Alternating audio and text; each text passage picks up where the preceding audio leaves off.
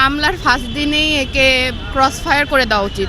দ্রুত সময়ের মধ্যে হতে পারে, কিন্তু এত দ্রুত হওয়া ঠিক না। এটাকে আমরা বলি মিডিয়া ট্রায়াল। না, বিচার বিভাগ স্বাধীন, বিচার বিভাগ স্বাধীন। তাড়াতাড়ি হয়ে গেছে রায়, তাহলে ওরা যারা খারাপ দিকের মনোভাব থাকে তাদের দূর হয়ে যাবে, আর বাংলাদেশের মেয়েরাও নিরাপদভাবে চলাফেরা করতে পারবে রাস্তাঘাট। আলোচিত শিশু রামিসার ধর্ষণ ও হত্যা মামলার প্রধান আসামি সোহেল রানাকে মৃত্যুদণ্ড সহ ৫ লাখ টাকার অর্থদণ্ড করেছে আদালত।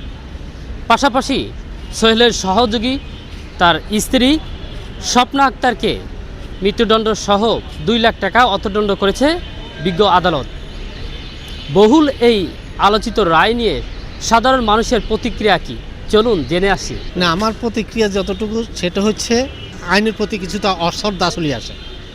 তার কারণটা হলো, যদি অন্য জনের ক্ষেত্রে যদি বছর লাগে, এখানে 3 মাসের অর্থাৎ 19 দিনের মাথায় এত বড় রায়, এটা সঠিক হওয়ার নাও হতে পারে। দ্রুত সময়ের মধ্যে হতে পারে, কিন্তু এত দ্রুত হওয়া ঠিক না।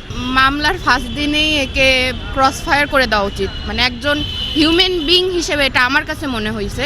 ন্যায় বিচারটা তখনই হবে যখন এই ফাঁসিটা কার্যকর হবে, তখনই এটার ন্যায় বিচার হবে। এরকম বহুত ফাঁসির রায় হয়, এরা আবার বিভিন্ন কারণে ছুটে যায়, এটা আপনারা ভালো করেই জানেন আমার থেকেও।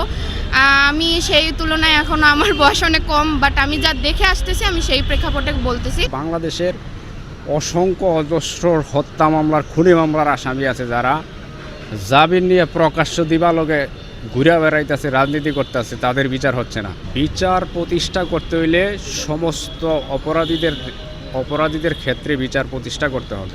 এটা যদি তাড়াতাড়ি হয়ে গেছে রায়, তাহলে ওরা যারা খারাপ দিকের মনোভাব থাকে তাদের দূর হয়ে যাবে, আর বাংলাদেশের মেয়েরাও নিরাপদভাবে চলাফেরা করতে পারবে রাস্তাঘাটে। নারীরা হচ্ছে কোনো জায়গায় নিরাপদ না, ফ্যামিলির কাছে নিরাপদ না, বাহিরের কাছে নিরাপদ না। এখন সবাই বলতে পারে যে নারীদের ড্রেস আপ ভালো না, তো রামিসা তো ড্রেস আপ কোনো দিকে মানে খারাপ ছিল না, আমি তো দেখি নাই। আর ওর বয়সই বা কত ছিল? ওই যদি মানে আমাদের বাংলাদেশে যদি নিরাপদ না হয়, তো আমরা কীভাবে হচ্ছে নিরাপদে চলাফেরা করব রাস্তাঘাটে? তো আমি বলবো সরকারের যেন এই দিকটা দেখে, কারণ উনিরও একটা মেয়ে আছে, আমরাও মেয়ে, আমাদেরও চলাফেরা করতে হয়, আমাদেরও স্বাধীনতার প্রয়োজন।